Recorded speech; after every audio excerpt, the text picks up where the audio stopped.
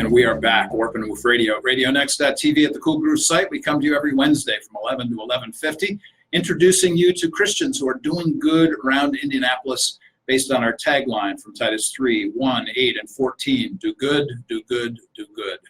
Comenius Institute sponsors this particular show. At the Comenius Institute, we cross 3 bridges. The first bridge is into college, where we're helping young Christian college students navigate some of the issues that they face on the college campus in a public university at IUPUI. I also have a great privilege and honor to teach there with a great group of faculty. Really pleased to be able to be invested downtown at IUPUI and college. Then we cross the bridge into communities, which is actually what we're doing right now. And we've been doing this show for about 4 years. We have over 200 episodes. We've been talking with Christians for a long time, in and around Indianapolis, folks who are doing good. And that's the whole focal point of this particular show. One of the things that we are really concerned with is bridging cultures. So we're constantly looking for folks who are interested in engaging us in ways that help us to broaden our sights, not only about ethnicity and linguistics, but nationality as well. And always happy to have guests from Indianapolis, Christians who are doing good. And the third bridge that we cross is into culture. We do this in lots of different ways. I'm constantly writing, speaking, teaching on lots of issues. But you can go to our websites, warpandwoof.org, that's WARPANDWOOF.org, and see all of the essays and podcasts and sermons and truth and twos that are there. There's probably about 1,000 entries that you can find there. Also, the Comenius Institute, that's comeniusinstitute.org or .com, and you can find an awful lot of resources there that will help you understand culture a little bit better from a Christian point of view. Actually, this particular week, we did a truth and two on the molecule oxytocin. The reason why you actually love your kids is based on the chemistry in your brain. So you can go check that stuff out. It was really a lot of fun putting that thing together. A great thanks to Josh Collingwood, who always puts this together for us.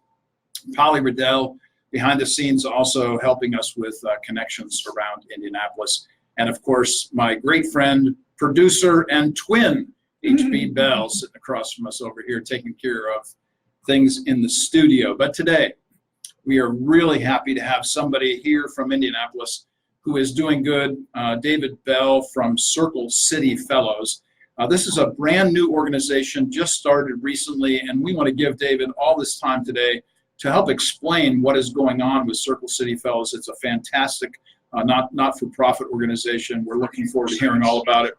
So, David, thanks for being here today with us. Thank you. Thank you. Really happy for this time, and we're looking forward to hearing all about this. But first, like we always do with all our guests, tell us a little bit about yourself, your family, however you want that to go. Yeah. Excuse me. So, I am a father of 3 kids. I have a 16-year-old, 14-year-old, and 9-year-old daughter, 2 boys and then our daughter. My wife, Betsy, we've been married for over 21 years now. I'm originally from Indianapolis. I was actually born here. And then when my family, when I was about 2 years old, my family moved to Syracuse, New York area. And we'll talk more about that after our lunch and our discovery about the 2 of us. So grew up in Syracuse.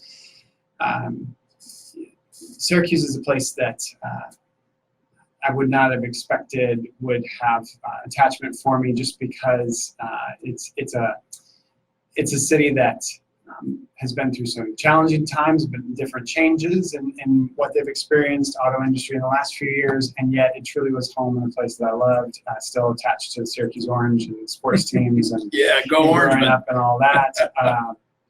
So thankful for that. And it became a place that I expected for my family to go to as well. My dad's from England and missionary in China and India. My mom's from Scotland and a missionary in Malaysia. We ended up in Syracuse, New York, which is not necessarily the metropolis of the world. So anyway, going on about that.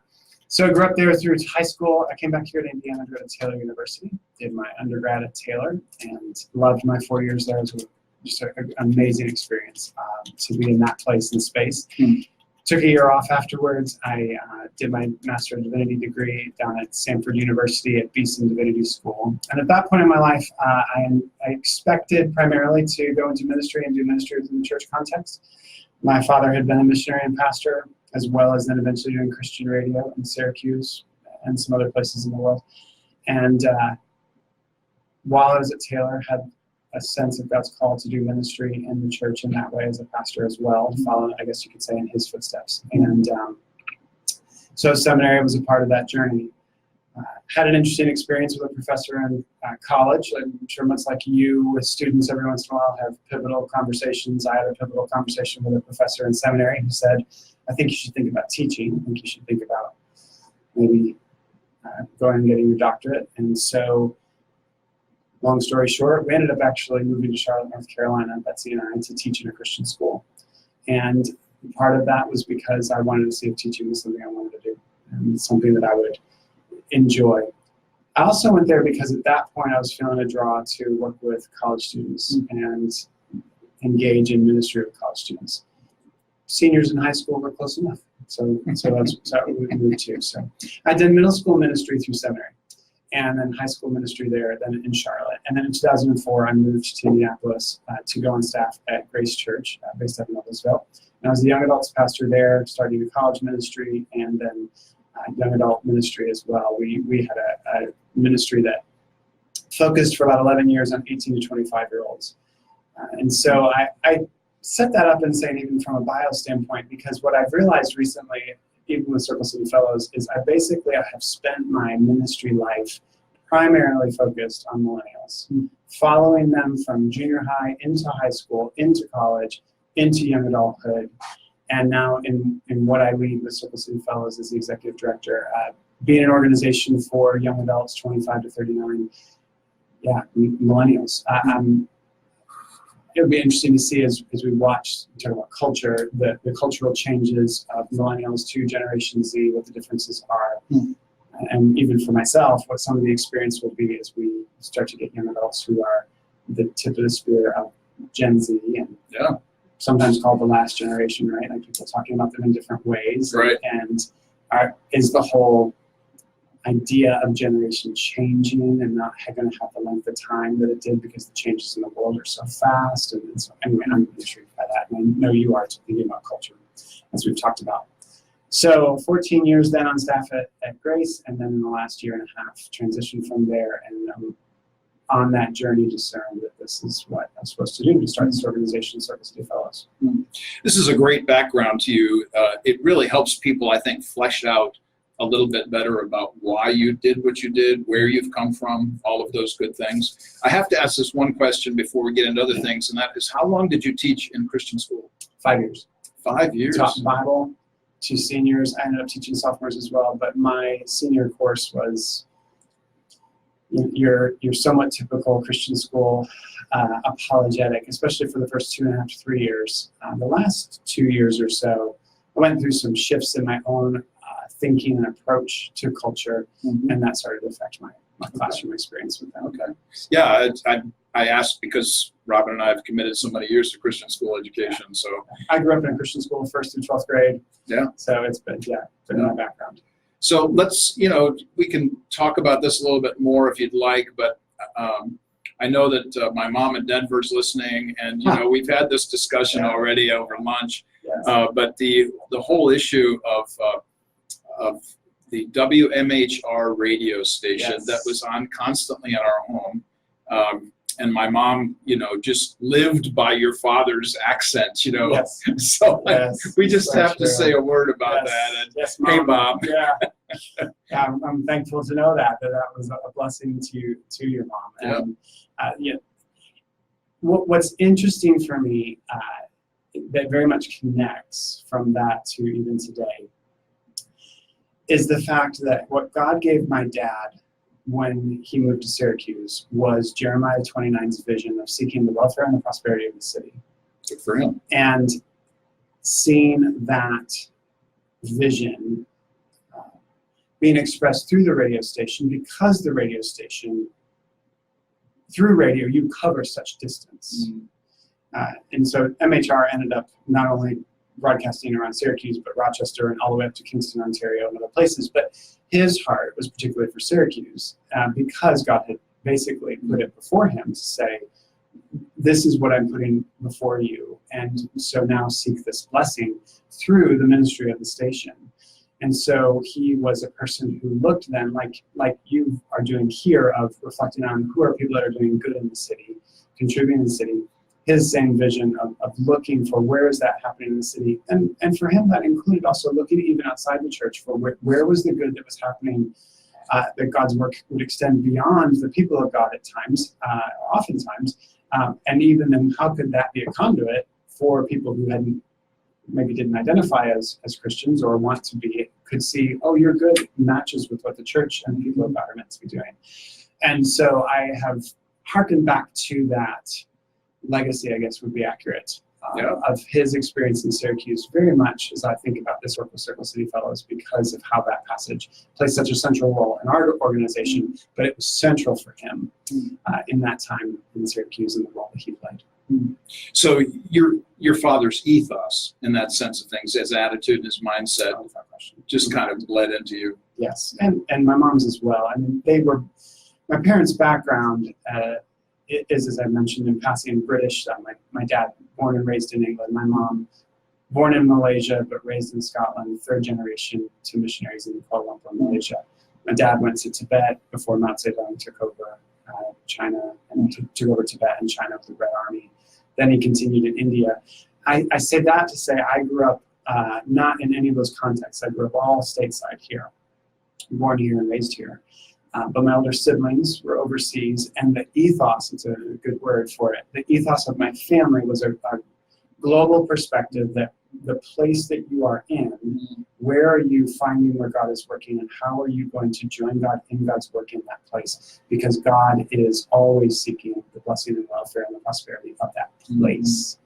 And somewhat the impact, at least, of theology of place. And this is something you and I have talked about a little bit, but something I constantly emphasize to people: the necessity of understanding a theology of place, understanding that where you have been located, wherever that place is necessarily the opportunity that you've been given in this time that God has given to us. I'm always mindful of that phrase that comes out of Acts 17:26, that God has placed everybody in the time and place that they're supposed to be in. So when you think about that global impact, and you see that in your parents, you've come out of that kind of background, how do you see that now as you work within a city, specifically within one city? Because now you have all of these different people from all these different contexts that are coming to places like Indianapolis. How do you see that global networking taking place, let's say, for instance, in the future of Circle City, in that? Yeah, that's an interesting question. That ethos that we talked about. Right.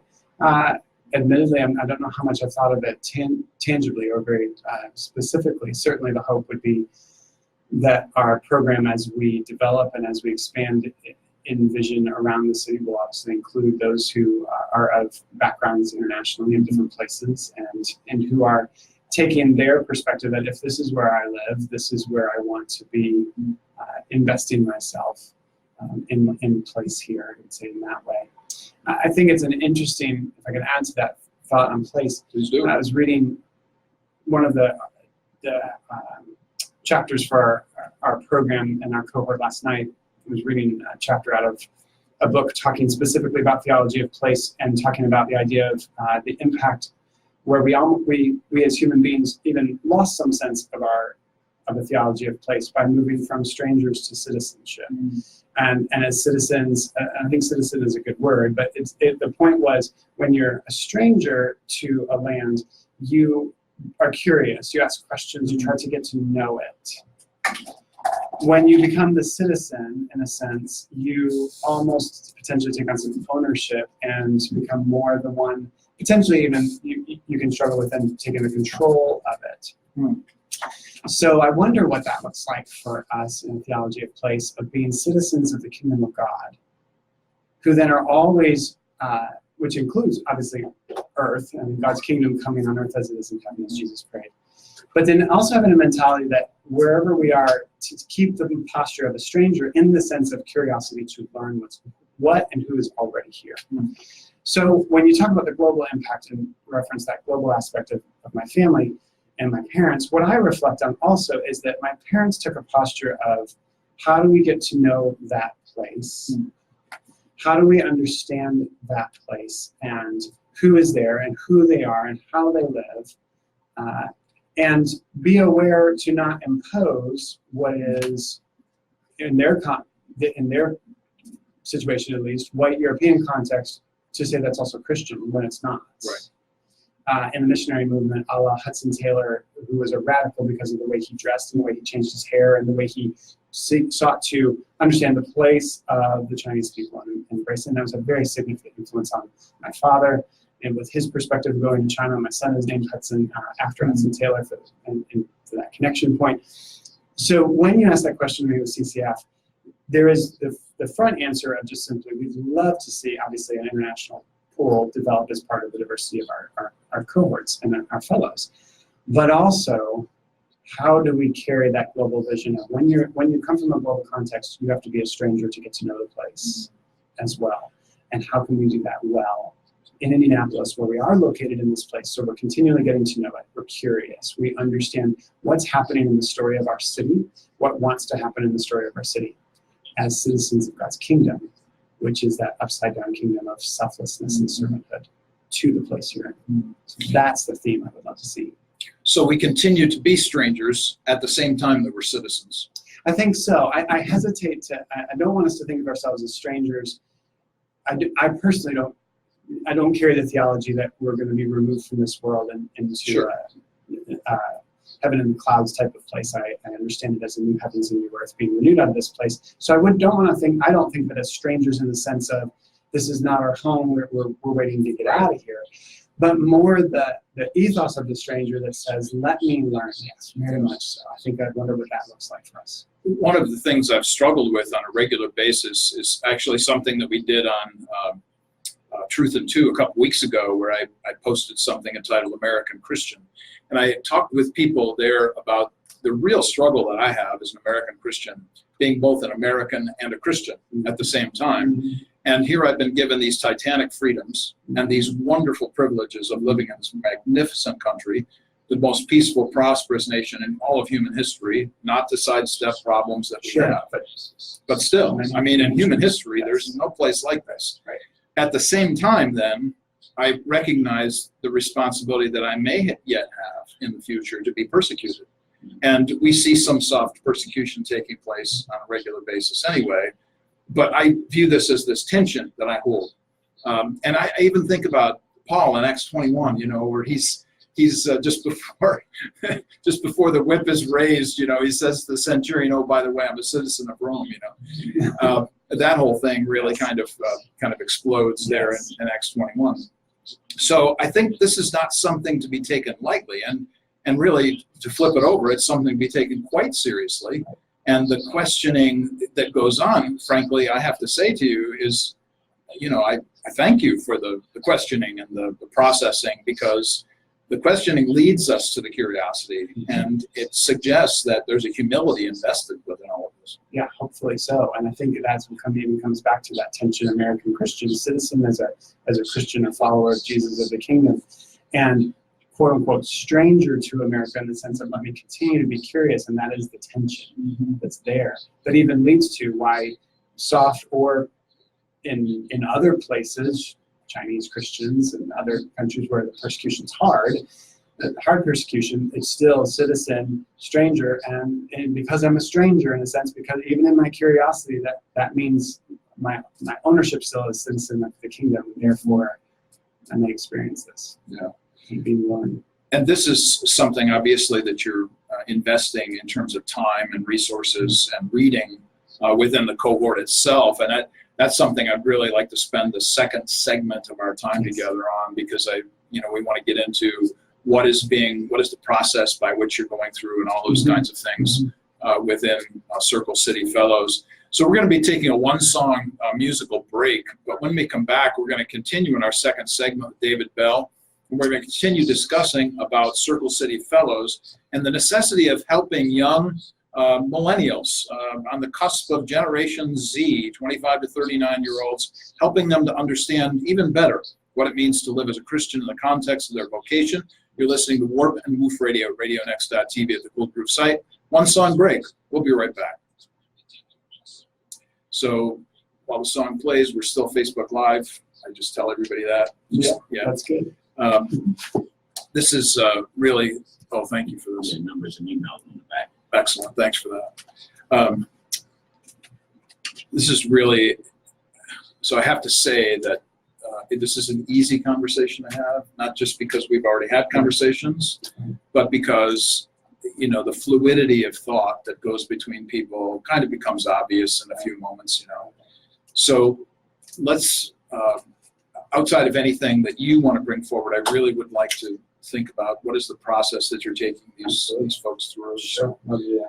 What other ideas do you want to make sure to hit in the second section of this? And I don't want to bypass anything that you want to bring forward.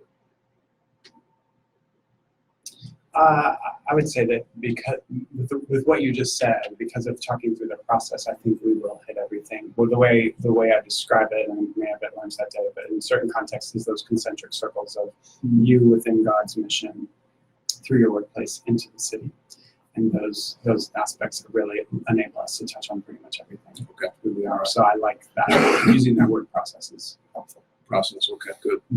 What we're trying to move them through as young adults. Yeah, exactly. Well, you know, you've come from a place and all of these experiences you've had in your life to have this great opportunity. We're going to get a picture here with Comenius behind us. Yeah, I got you. I already got a good one out there. But I'm gonna use. Yeah, we got to get, you got to get, op. you know, seriously, man. Great Seriously. photo op. There you go. That's it. There it is. You on Facebook, David? I am. Let me get you on Mark. Yeah, I sent you a friend request this morning, so yeah, you can push that out. Yeah, I will push it out. Push it out later on. Push it out there. We have and we have our Circle City Fellows page as well. Oh, do you? We Okay. do. Yes. Well, I'll make sure to. When I'm linked there somehow, I can talk to the gal who does our. Okay. Well, when the podcast comes out later today, I'll make sure that the Yeah. link goes to you and to that. Yes. I'll check it out. Sure. That'd be great. I'll follow up this afternoon. You know, and some people, and it's whatever anybody wants to do with Facebook or any social Sure. media, is some people are really into it constantly and others, you know, Right. just bypass it from time to time. Yeah. That's okay. Yeah. And, you know, obviously you want to be friends with who you want to be friends with. Yes. So there's that too. Yes. We actually use this pretty consistently, not just HB and I, but you know the nonprofit world, generally speaking. This is probably a pretty big push for all of us in that sense of things. HB's had his own radio show for 8 years now. Yeah. Every Saturday morning for 4 hours. You know, The I jazz felt like your dad. Yeah. That's Right. Yeah. So he does, brings in guests, you know, kind of like what we're doing here, different kinds of folks from around Indianapolis. My focal point is very specific in the sense that I'm interested in getting Christians here. Maybe the day will come when I branch out and do something else, you know, just general in the city. Sure. But I think it is important that 2 different types of shows, actually. it is really Oh, 2 different times. You gotta have them. Yeah. So a whole bunch of people we feed. Yeah. You know, I used to be Saul. Yeah. So I gotta remember that. Yeah, that's right. Well, one of the wonders is being at IUPUI. You know, I just love it there. So here's the segment just before we come back in again. Thanks for hanging in there with us. All of the people that are green lighting us over there, thank you for joining us.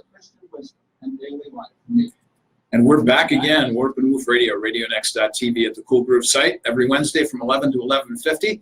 In our first segment with David Bell, we kind of explored David's past and his bio, and then some of the ethos that kind of sets the stage for him as a nonprofit leader in Indianapolis as a Christian. In the second segment, what we really would like to highlight is the process by which the Circle City Fellows are being engaged just generally as people, but specifically as Christians, and helping them to think biblically about what they do in their own vocations. Mhm. So David, we're talking about the process that the Circle City Fellows are going through. You have 12 or 13? 13 fellows. 13 For this fellows. first year, yes. So tell us, just kind of take off and take this where you want it to go. Tell us about the process that you go Sure, through. sure. Well, I would start with this understanding first and foremost, that we want to help them and bring to them of God's mission in the world. And what is it that we see of what God is wanting to do in the world that overflows from the character of who God is? So you might describe it, or one of the ways that I describe it is the idea of concentric circles, that we are looking to help the fellows recognize who they are in their personhood and their identity, their belonging, their purpose within God's mission through their workplace and then out into the city. So moving in that way. And it's not, it's primarily their workplace, but obviously their neighborhood, their community as well.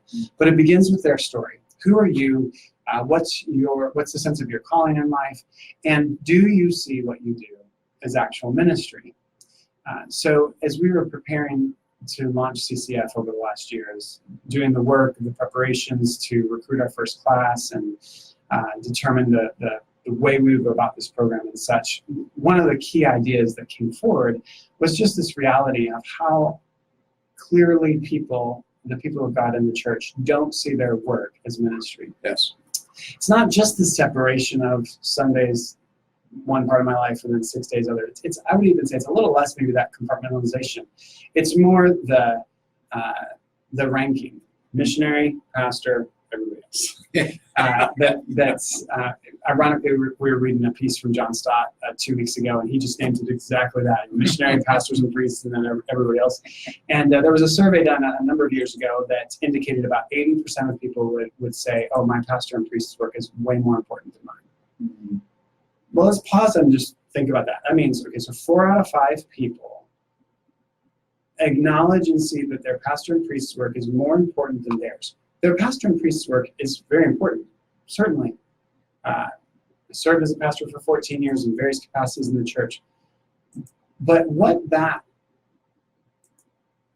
ends up doing to people is bringing a clear devaluing of their work. Or it turns their work into an instrumental value as opposed to use a word, intrinsic value. So work becomes my instrument as a Christian to share Jesus with other people, which is not bad. The workplace can be a wonderful place to talk to people about their relationship with God, to witness, to spread God's good news in that way, for sure.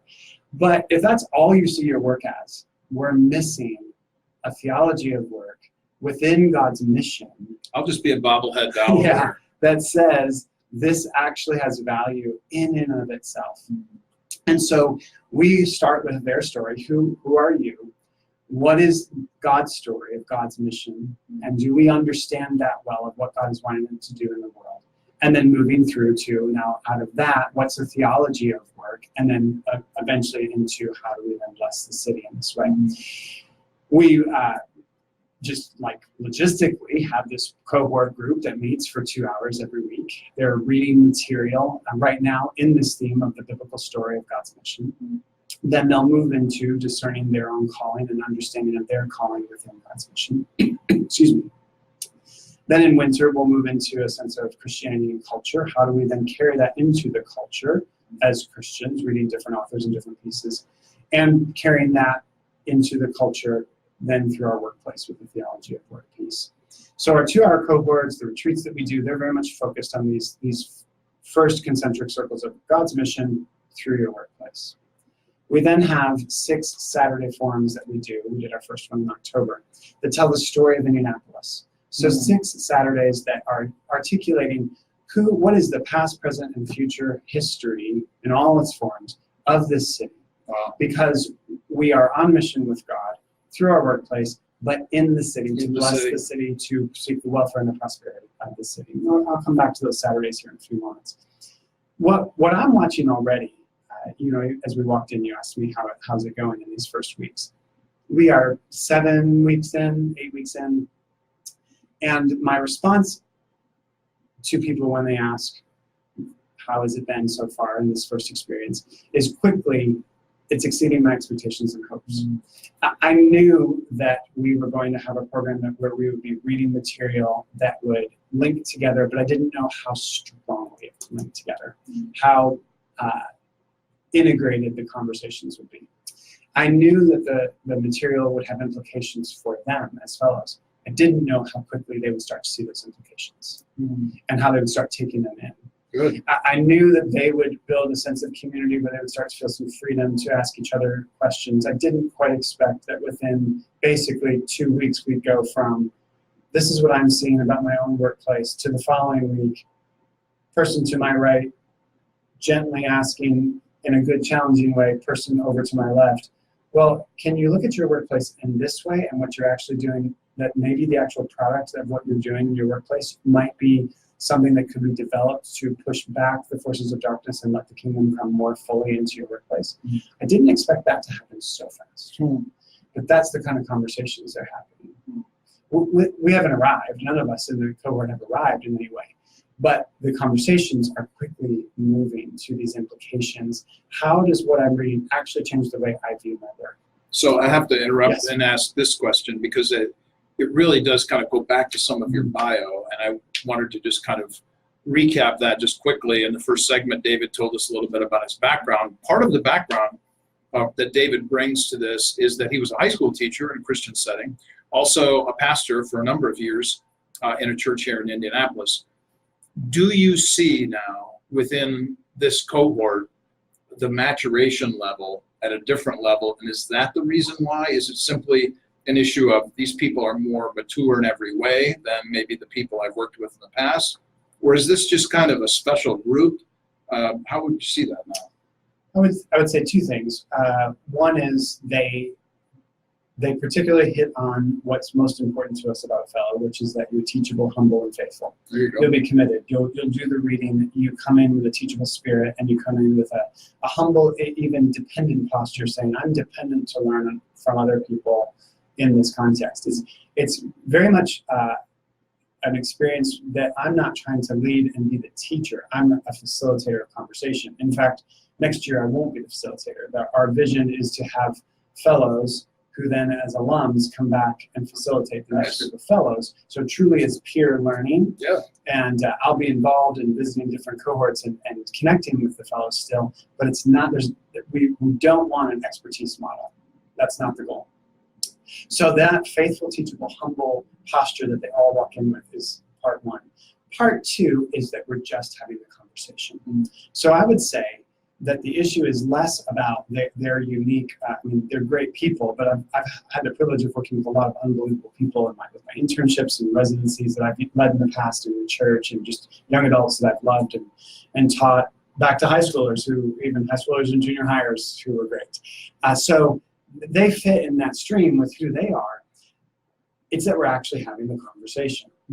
I can say with clarity and with accuracy, having worked in a church for 14 years, 11 of those years I was responsible for a Thursday worship gathering with college and young adults, and I never preached a series on faith and work. Never preached a series in 11 years on faith and work.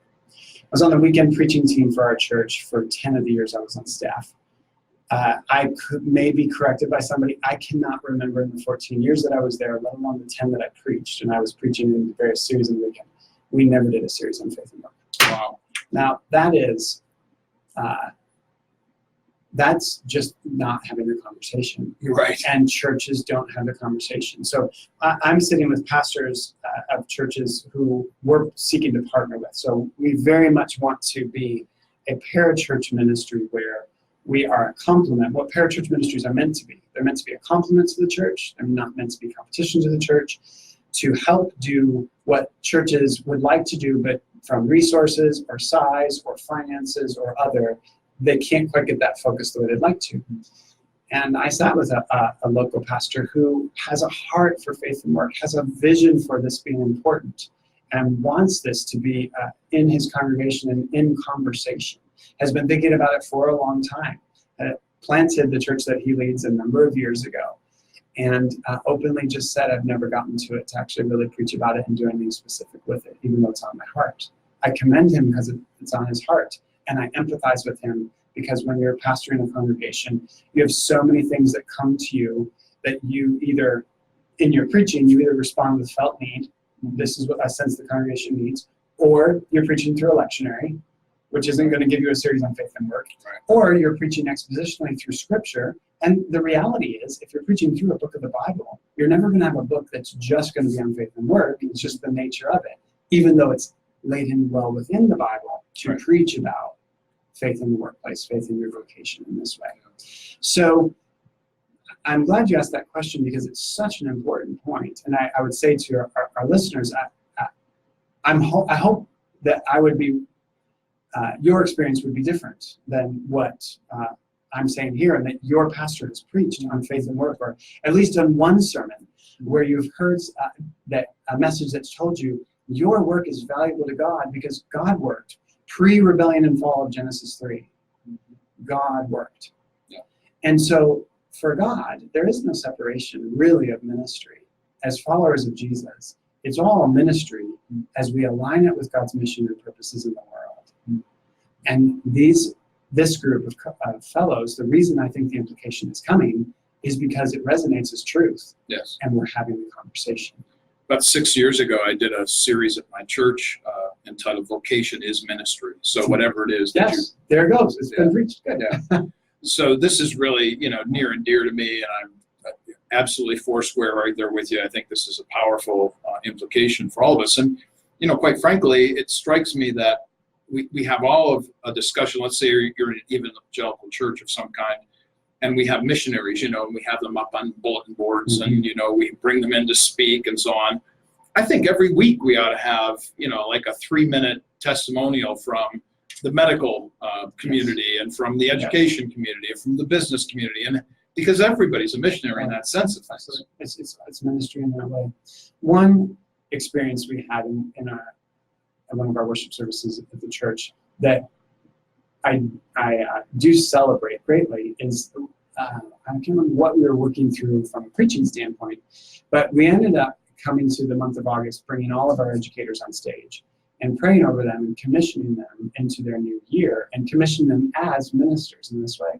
And since that time, I had talked to people who had been at the church for more than a decade who said that was the most meaningful experience in all my time of being at this church, was being called on stage and being prayed over, that my pastors and my church staff were seeing what I do as ministry, because I do it as ministry, but you prayed me into it, you commissioned me into it in that way.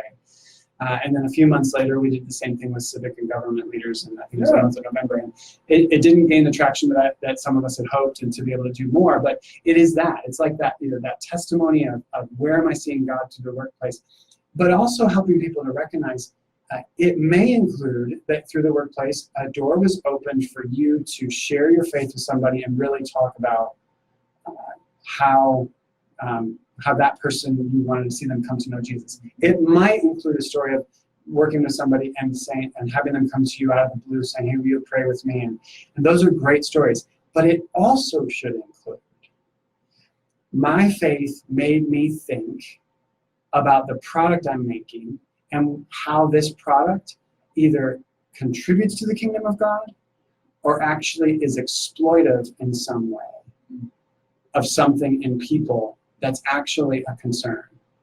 So we got in a discussion in our cohort a couple weeks ago about Google and Google's ability to read our emails, where they then can choose, they can take what you're writing about and they start popping up ads on your Gmail for the things that you read. I remember the first time I realized this. I hadn't been on Gmail, never had used it, we didn't need it, and finally got on Gmail a few years ago.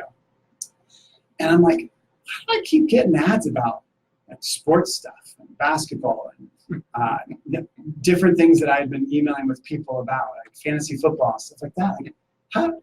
And someone alerted me to this, and I watched this even then. Okay, what's my wife writing about? What ads does she get? Okay, natural health, Young's Living, essential oils, whatever else, these types of things, organic foods. What she's writing about, and realizing this. Okay, so as a follower of Jesus, the question becomes: is Google, is that product, and the fact that you can do that, should you make that product Google? Are you being exploitive in some way by leveraging encouragement of being a consumer and preying on people, P-R-E-Y, preying on people's desire for more stuff, and that we struggle with contentment as human beings. Paul, Philippians, clearly talking about contentment and needs. is that good? Is that actual product exploitive of people, or is it contributing to the kingdom of God? We didn't come up with an answer. The point wasn't to answer the question in that moment in our cohort. But that's the kind of conversations. If our work has intrinsic value, which it does in God's eyes, it's not just instrumental to our relationships with other people in the workplace. It's actually also thinking about, how does what I make, how does what I do contribute to the reconciliation of all things of the kingdom of God? Right. In this world? Even though it's not going to be absolutely perfect in this life and this No. time. But are we asking the question? Are we asking the question? And then it would seem to me that you'd want to move from, and you probably already do because of the kinds of people you're working with, you move from the conversation to having a voice. And now your voice becomes louder in the culture where you say, hey, you know what, Google, you just took away an app from the Hong Kong protesters that allowed them to track the police movements. Okay, it seems pretty obvious to those of us in the West that there was an absolute function there that you're being controlled by the Chinese government. Right. And we could go on to the NBA here and talk huge about, conversation. yeah, I'm sure you've had Literally. all kinds of issues here. And Shaq made his voice known last night and all kinds of things going on there. But within all of this, is it that you want the fellows to move from conversation to having a voice in the culture? Oh, without question. The phrase we use is take your next right step. So we are not asking them to necessarily like change the world, in a sense. What I don't want them to necessarily feel the pressure of, or the even the grandiose vision of, is I've got to, for example, now go fight Google and change something about Right, how because they're reading David or ads, somebody else because said this that. ad, Yeah. or even I learned this. You might end up doing that one day. Mm-hmm. What's your next right step towards that end? So in the spring, they will do a professional development project where they will look at their workplace, their industry, and say, where is there a pain point or a challenge point that God cares about theologically and scripturally? And what might I try and do towards that end for the next 3 months during this fellowship? Now that could turn into something more in the future, but that's that beginning point of having a voice, a very simple voice. Last night in the cohort that we had related to our reading, we were in a conversation that's related to race, and I left them with the question for the week: observe your workplace and industry, and using the clarification of the terms racism and racists as being different, okay, where is there racism in your workplace and industry? Now, that is a conversation that I know that's a potentially a word that can spark a lot of response to it. But the point of that conversation was related to our reading, was to say, we had come out of a conversation where two of my fellows who are in the IT field were just talking about how the IT field is so predominantly Caucasian white. Sure. And there's not a lot of ethnic diversity and racial diversity within their companies or within the industry itself. And the question of racism is not a question of naming that IT is racist. No, not at all.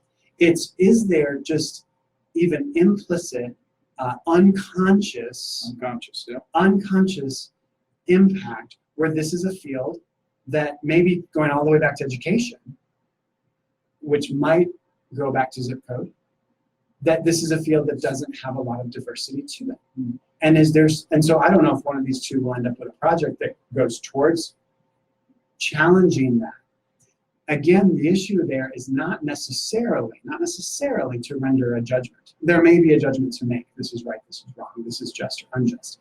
But are we thinking through the lens of the questions like this? Because clearly the reconciliation of all things includes the reconciliation of peoples to one another, and that we see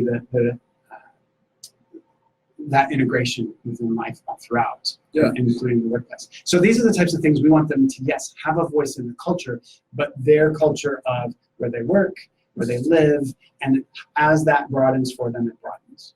One of the things that I heard, I think, in the evening that we spent together a couple of months ago, as you launched the fellows for Indianapolis, was a story, as I recall, from somebody who had done one of these projects.